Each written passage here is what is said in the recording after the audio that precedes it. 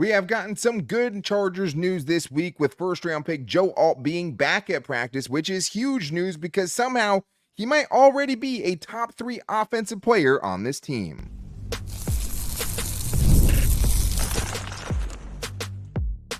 You are Locked On Chargers, your daily podcast on the Los Angeles Chargers. Part of the Locked On Podcast Network, your team every day. What is up, and welcome into the Locked On Chargers podcast. I'm your host, Daniel Wade, joined as always by my co-host, David Drogemeyer, and we've been covering the Chargers together now for 9 seasons, but this is our 7th year as the host of the Locked On Chargers podcast, bringing you your team every day. Thank you to the everydayers out there for making us your first listen. To make sure that you never miss the show, go subscribe or follow for free on the Locked On Chargers YouTube channel and listen wherever you get your podcast from. David, what do we got today? Well, Daniel, when the Chargers selected Joe Alt with their 5th overall pick, there was a lot of high expectations and a lot of hope. And Joe Alt has answered all of those questions. He has been fantastic for the Chargers and is already one of the most important offensive players on this team. And on defense, one of the guys that was a buy low candidate, a bounce back candidate that has definitely bounced back through the first 4 games is Kristian Fulton, and he immediately vaults to the top of the re-sign list. And after the bye, there's a couple of players that have to step up their game if the Chargers want to get where they want to go. Right now, the roster stood pat, right? It's the same roster it was when the bye week started. And so other guys that are on the team right now have to be better than they have been so far. But today's episode is brought to you by FanDuel. Place your first $5 bet and you'll get started with $200 in bonus bets guaranteed. Visit FanDuel.com to get started. David, one of the things we haven't got to get to this week was just the reports coming out of Chargers practice, because they did have practice this week, even though it was a bye week. And one of the things that we saw Daniel Popper report is that Joe Alt was already back at practice. He did not say he was working off to the side. He said he was participating in practice, which is obviously huge news for the Chargers because he's already so important to this team. And shout out to Guilty as Charged, who did post a picture on their Twitter of the offensive line configuration, and it looked like Joe Alt would actually be at left tackle if Rashawn Slater was to miss any time this year. What he played collegiately, where he has the most experience. So that is all very interesting. But David, the biggest thing here is just, hey, that MCL sprain, that could go a lot of different ways. You don't necessarily know. We know he was questionable and then doubtful last week. So we're like, okay, well, he's already, somewhat better, or not, couldn't be super severe, but it is great to see, hey, he's already back out there, and that's huge. Yeah, I think it just kind of says that he was fighting to be able to play in that game against Kansas City. Yeah. Unfortunately, he probably lost that battle where his dad played too. Yeah, that'd be cool. And you know that was a personal one for him. Like he wanted to play in that game. And hey, there's still an opportunity to go to Arrowhead and play against the Chiefs later on in the season. But I'm sure the coaching staff was like, hey, I know you're close. I know you want to be out there, but let's give it another week. Let's get you as healthy as possible so that you can come back and be ready for the rest of the season. And I think honestly, this makes the most sense to put him on the left side if there's any issues or any reservations about Rashawn Slater not being able to come back, because it's clear and obvious that Joe Alt is your best tackle outside of Rashawn Slater. And to me, your best tackle should be on the left side protecting Justin Herbert's blind side. And obviously, Joe Alt is very comfortable there. He starred there in college, was truly incredible at that position. And you would figure it wouldn't take too much for him to switch back to the other side and be that blind side protector. Absolutely. And right now, the lineup would look like this. Joe Alt at left tackle, Zion Johnson at left guard, Bradley Bozeman at center, Jamari Sawyer at right guard, and Trey Pipkins at right tackle. Pipkins, Zion Johnson, and Sawyer all played those positions all of last season. So I think that's the most familiarity. I think that's the least amount of moving parts, at least as far as that familiarity goes. I think that would be the best way to go about it. And Joe Alt, I believe, would be great. Hopefully we don't have to see it. But we do know already that he is just so important. And sometimes, it was great seeing his success on the field. And what he showed us was that he's already playing at a really high level, even probably, a top 10 to 20 tackle in the league level potentially already. But you also notice it in his absence. And that is the thing with great players, right? Is you notice it when they're in there, and you can notice it even more when they're gone. And it was easy to see last week without the 2 big guys how much this offensive line struggled. And I do think that it's not crazy to say right now, David, that Joe Alt is already a top 3 offensive player, because when I'm putting it out in my head, I'm saying Justin Herbert, Rashawn Slater, Joe Alt, and I don't think that's crazy. Yeah, I don't think it's crazy either. I mean, I know there's probably a couple other names that might be able to creep in there. Maybe a Lab McConkey will be in that conversation at some point during the season. But as we're evaluating things right now, I think it's pretty obvious that Joe Alt is extremely important to this football team. 172 snaps here, 80 pass blocking snaps, has a respectable 69.9 pass block grade, 90 run blocking snaps, even better on that side, 77.8 run block grade, only 1 penalty, 2 sacks, 3 total pressures allowed throughout his contest. That's 1 pressure every 26.6 pass blocking snaps, which is just absolutely incredible. That is, at the rate that the Chargers are throwing the football, that's basically 1 per game that Joe Alt is allowing. So the kid's been great, and the numbers back it up. Yeah, he's been awesome. I mean, only allowing 1 pressure per game is crazy. I mean, I would put him on 34 for the whole season, and if he was to do that as a rookie, that would be pretty awesome. So I think that when you think about the fact that, one of the sacks he gave up was to TJ Watt, right? Like, just who got a pretty nice jump on that one. He got a great jump on that one. But, like, he's had Max Crosby and TJ Watt in his first 2 of his first 3 games as a professional. So that's just crazy to think about. I mean, that's crazy that he's been able to play at such a high level. And when you're looking at the offensive side of the ball, I mean, J.K. Dobbins probably after the first couple of weeks, you would have put as a top 3 offensive player for this team because he was so good. But that's kind of evened out a little bit. And I think what you've seen now is that, hey, well, without Joe Alt, without Rashawn Slater, J.K. Dobbins doesn't look like one of the best backs in the league. Yeah. So I think that's part of it as well. But to only allow 1 pressure per game on average, I think, Lad McConkey, top 4 player on offense, which is crazy. A conversation to definitely have at some point. But the one thing that we did also hear from Daniel Popper was that Rashawn Slater and Joey Bosa were not at practice yet, which I think some people were alarmed to see, especially in the case of Rashawn Slater.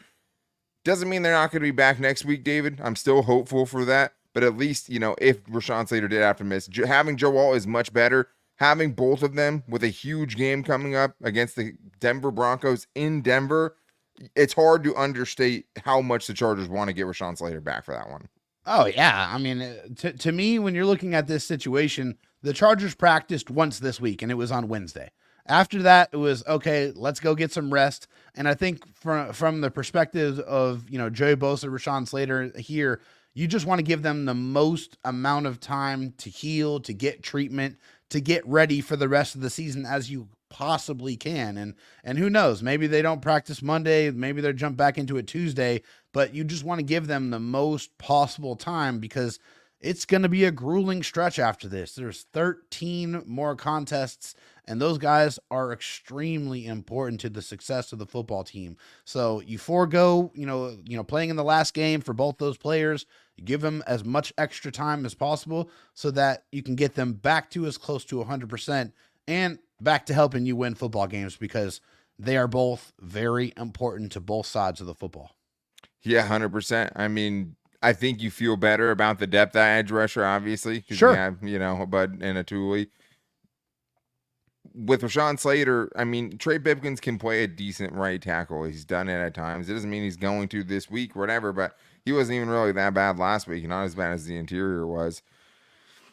Denver's defense is really good. They always are. They always are. Denver is a really, really tough place to play. Like the Chargers, it's hard to imagine them having a good offensive performance if they can't figure it out or find a way to get Rashawn Slater back out there or figure out Greg Roman, that is, how to use what he has and to have an offense that knows what its weaknesses are and their big weaknesses. And we'll talk about them more, like the interior of the offensive line. Like, as much as you want to blame Greg Roman, it's like those dudes just have to play a lot better too. But yeah, Rashawn Slater, one of the best players on offense, maybe your best player on offense. Joey Bosa, when healthy, obviously, with huge caveat, is one of your best players on defense. But he hasn't been the Chargers' best player this year because he's missed too much time.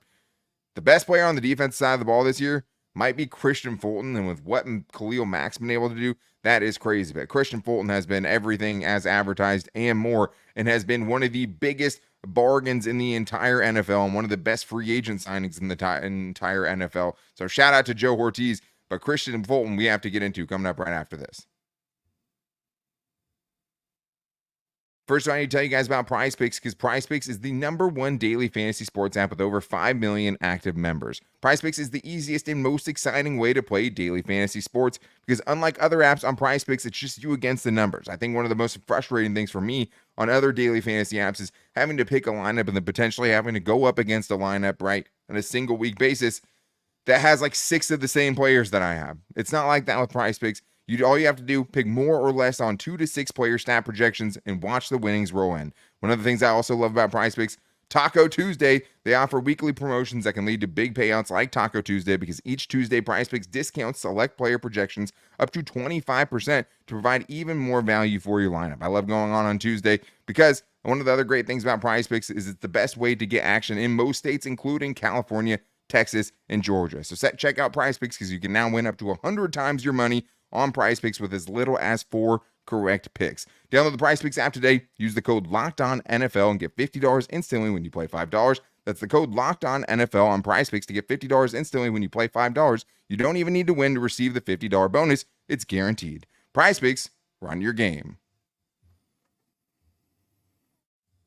All right, David, well, let's get into more here about Kristian Fulton because he is a guy that we were talking about, Joe Alton, like, damn, he might really be a top 3 offensive player on this team already. And then when I was thinking about the defensive side of things, it's like Kristian Fulton might just be the best defender so far for the Chargers defense. And I think when we were talking about it before the show, we basically came down to this, like it's either him or Khalil Mack. And that's pretty crazy considering what the difference is in those guys being paid, right? Like Kristian Fulton, with what he's done this year, is the best bang for your buck. The guy who's most outplaying his contract on this team right now and has legitimately been a CB1 for this team in 2024, which is a huge reason that Jesse Minter's defense has been able to do what it's been able to do. Yeah, I mean, Kristian Fulton was looking for an opportunity to rebuild his value, looking for a scheme, looking for a coaching staff that was going to put him in a position to start right away. And the Chargers said, hey, I'll give you the opportunity. I will, give you the chance to earn a starting role. And it manifested itself very quickly in the offseason. It was very clear early on that Kristian Fulton was going to get penciled in and then penned in at one of those starting cornerback slots on one side of the football field. And he has rewarded the Chargers in kind. He is the 9th ranked corner on PFF in the entire National Football League. He has only allowed 7 receptions on 12 targets for 67 yards, and 54 of those came on one play. So yeah. I think you just have to factor that in when you consider that dominance. That's basically 6 other receptions for 12 yards, which is disgusting. Reception percentage allowed of 58.3%. 2 forced interceptions and 2 forced incompletions and 1 interception on the year. Kristian Fulton's been everywhere. When he's been targeted, he's been dominant. He's been very sticky. And I think even just having been targeted so few times even tells you a lot. You know what I mean? Yeah. And that was, your stat right there was for every corner in the NFL. But some of those corners that are above him in the coverage grade, what they don't have is a lot of snaps. Some of those guys have only played 25 snaps. Out of the guys who have played 100 coverage snaps this year, and there's 77 corners who have done it, he's 5th in coverage grade, 4th in man coverage grade. He's 10th in receptions allowed. He's only been penalized 1 time all year, and it was on the touchdown that he allowed that ended up getting declined anyways, right? Yeah. He's 15th in forced incompletion percentage. He's 22nd in completion percentage against. He's 17th the passer rating allowed amongst anyone who has 100 coverage snaps this year. He's been legitimately one of the best corners in the NFL. And yeah. David, I mean, yeah, you said it. He allowed 12 yards in 3 games, 13 yards in 3 games. And then after the catch, he's allowing less than 2 yards after the catch per catch. So if somebody does make a catch, he's right there and he's making the tackles. And I just think it's a great example of a defensive coordinator knowing what he wants, having a GM like Joe Hortiz to go get him what he wants, and then knowing how to play to his players' strengths. Because when I also think about Kristian Fulton, I think first about Joe Hortiz, who may have gotten the biggest bargain contract in the NFL. This dude's making $3.125 million this year and is playing at a top 15, top 10 level. He is, and it's truly incredible. I think to get the full scale of the bargain that you're getting here with this Kristian Fulton contract, there are 52 corners in the NFL that are making more money on an annual basis than Kristian Fulton, and he is outplaying almost all of them. Oh, not to mention, one of those corners that's making more money than Kristian Fulton is former Charger Michael Davis. Oh. And I don't think you want to look up the stats and compare them between those two players. It'll be very obvious very quickly which one the better corner has been this season. Yeah. And so when we're talking about that, $3.125 million for the production that you've been getting is just the absolute creme de la creme from a personnel standpoint. When you're looking at trying to get players that you want to bet on, low risk, high reward, this right here is what you see when you look at the reward potential, is what Kristian Fulton has provided for the Chargers. It's been just great lockdown CB1 type of play. Yeah. And I mean, you had said that, it started really early. It felt like there was like a definitive moment. It happened seemingly during training camp where like there was a week where it was hard to tell how well he was playing because it was mostly Easton Stick and, Max Duggan throwing picks to him. But he had like 7 picks in a week or something. We're like, Jesus, ridiculous. Like this dude is, it's insane what he's been able to do. And I think that it's hard for me to think there's almost anyone in the league that's not on a rookie contract that is outplaying their current contract more than this dude. Like obviously Brock Purdy playing quarterback as Mr. Irrelevant, he's always going to be way outplaying what his contract is. He's going to get his. But for free agents, like he's way outplaying it. And David, I mean, I think when you look up and down this roster, where are the Chargers getting a bigger improvement than what they had in 2023? Because like when I think of Kristian Fulton compared to what they got between the combination of J.C. Jackson, right, and Michael Davis, like this is such a gigantic upgrade. He's making less than either of those guys made last year. Tom Telesco went and got J.C. Jackson and paid him $20 million a year. Joe Hortiz got someone making like 1/7 of the price and also playing way, way better than we ever saw J.C. Jackson play in Lightning Bolts. This is the difference between a general manager having to hold a team meeting and actually apologize for bringing in a player. That is funny. I forgot about which that. is what Tom Telesco had to do after they had to let go or trade J.C. Jackson because of how bad that signing looked in comparison to Joe Hortiz going out there and getting Kristian Fulton and everybody throwing him that party and celebrating that move because it looks absolutely brilliant so far. And it's not like he hasn't, he shied away from the number 1 wide receivers, that he's went up against. He's been locked down on those guys as well, but they just haven't been throwing the ball his way. They've been looking at Asante Samuel Jr. a lot more, and that tends to happen when you have one guy that's, got that CB Island going on where you're locking guys up. Naturally, they're going to start looking to the other direction. And I think, I wonder what the next evolution of this is for Kristian Fulton. Does he start traveling with the number 1 wide receivers on the opposing teams? Does Jesse Minter want to change that up because his defense has been playing so extremely well so far? I wondered what the plans are for him going forward because hopefully it involves him staying in Lightning Bolts.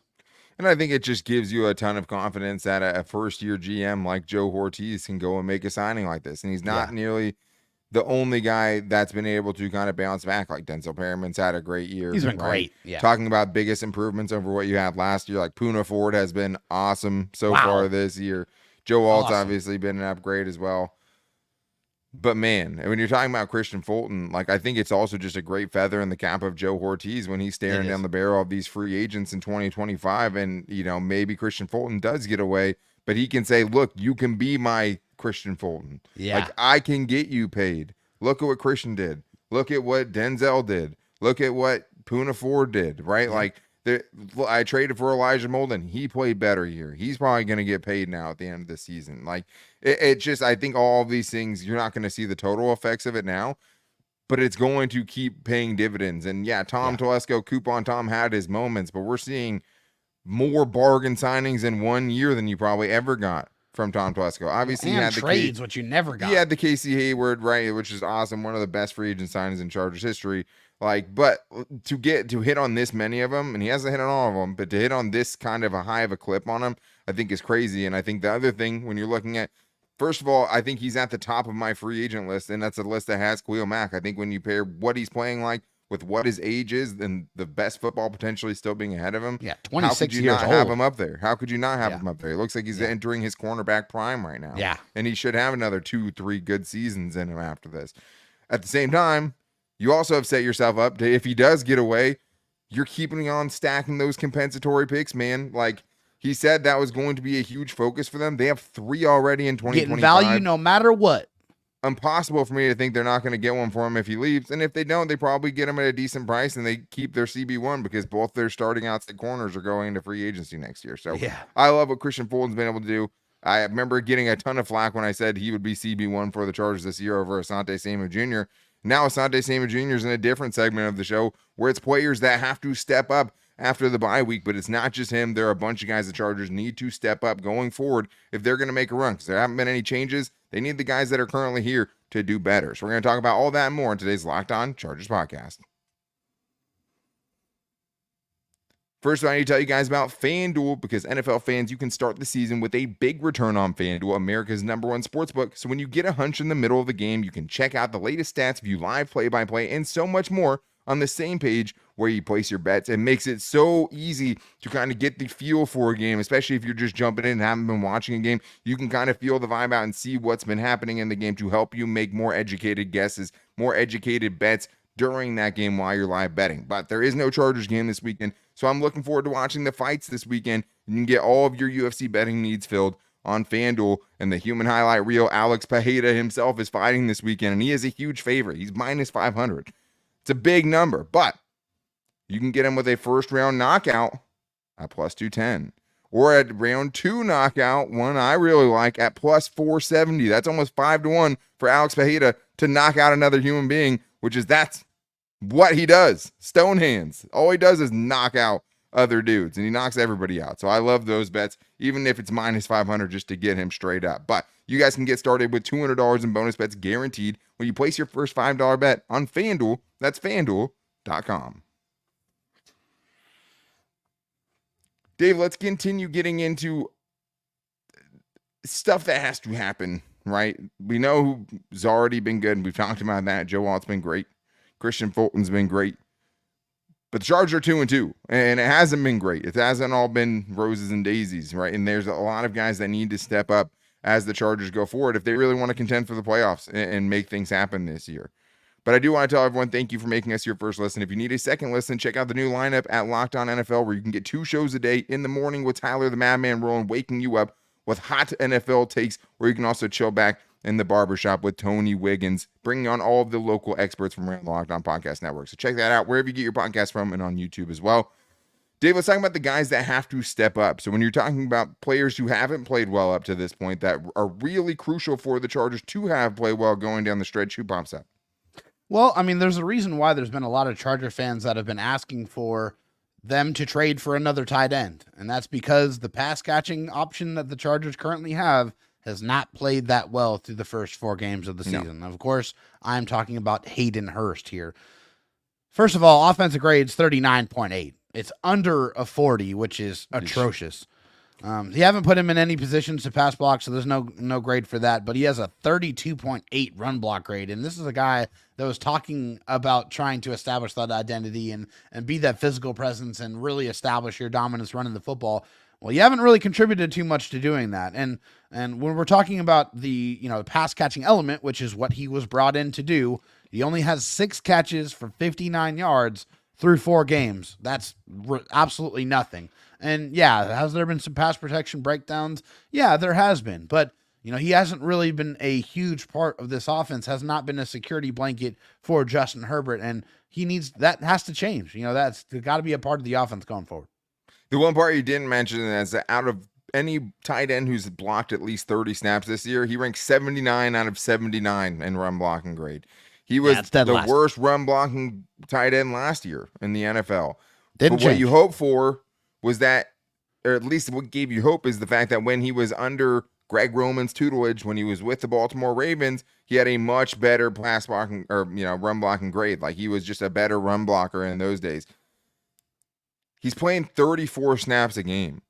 If you're the worst run blocker in the league and you're averaging 1.5 catches per game, you can't be out there, man. Like, you just can't. And if you're going to be, it has to be a lot more productive than what we've seen. Like the receiving skills, the chops, him being, touted by Andy Biscoff as one of the top, receiving threats, or at least having all of the talent of the Kittles and the Travis Kelce's of the world. Obviously, I never fell for that. Yeah. But, like, it's not even in the same stratosphere. They're not even playing the same sport. I liked the Hayden Hurst signing as a potential bounce back. Kristian Fulton, it worked out.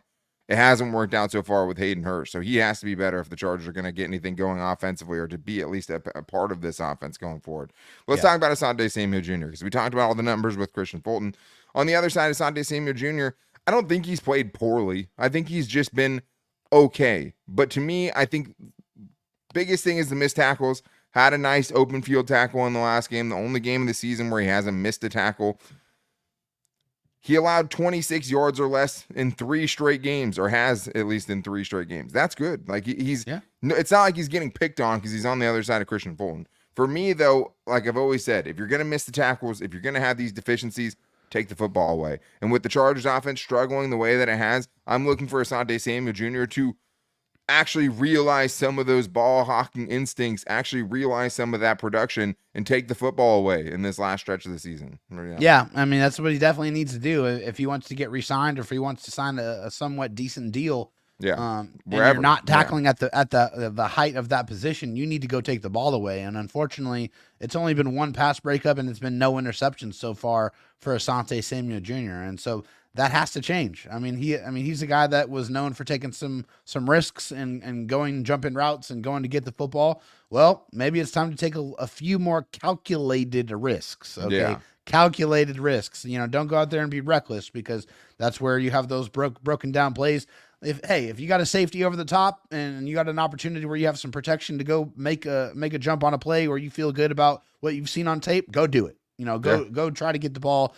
Go give the ball back to Justin Herbert on a short field. That's, you got to go make some plays. I mean, I think he's been solid, but I feel like there's definitely some room for improvement. Hopefully that trend of not missing a tackle in the last game, that continues and carries over, because we've already seen a couple of those missed tackles turn into crippling, back-breaking touchdowns against the Chargers.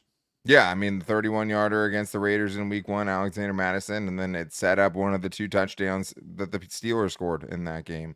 Was just a big missed tackle that he had on 3rd down that would have got the Chargers defense off the field. So I think it's big. I think you hope.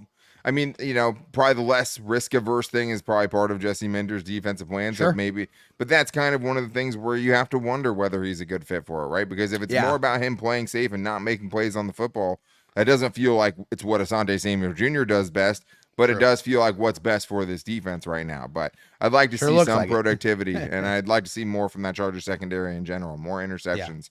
Yeah. But I think the last one here, David, a group we've talked about a lot. It's kind of weirdly specific, but I don't think it's too much to ask. I'm looking for 2 of the 3 Chargers interior offensive linemen to step up after the bye week. You have chances to make some improvements. I think a lot of the issues, David, has come on stunts and blitzes, really struggled with identifying protections. Those are all things that can get worked on a bit. The protection plan can get worked on a little bit during the bye week. But David, Justin Herbert's had the worst pass blocking interior trio in the entire NFL so far this season. So you have to take Trey Pipkins with an asterisk, because he has been playing some tackle as well. But when you put his pass blocking grades amongst the guards, Zion Johnson, 85 out of 88 in pass blocking grade. 85 out of 88. That means there's been 3 worse than him so far this year. Awesome. Bradley Bozeman, and that's out of all centers and guards. This is all interior linemen. Bradley Bozeman, 79 out of 88. Trey Pipkins shows up as a tackle. If you take his and add it into the centers and guard, it's 84 out of 89. Ugh. Like 3 bottom 10. 3 bottom 10 of anyone that has 100 blocking snaps in 2024.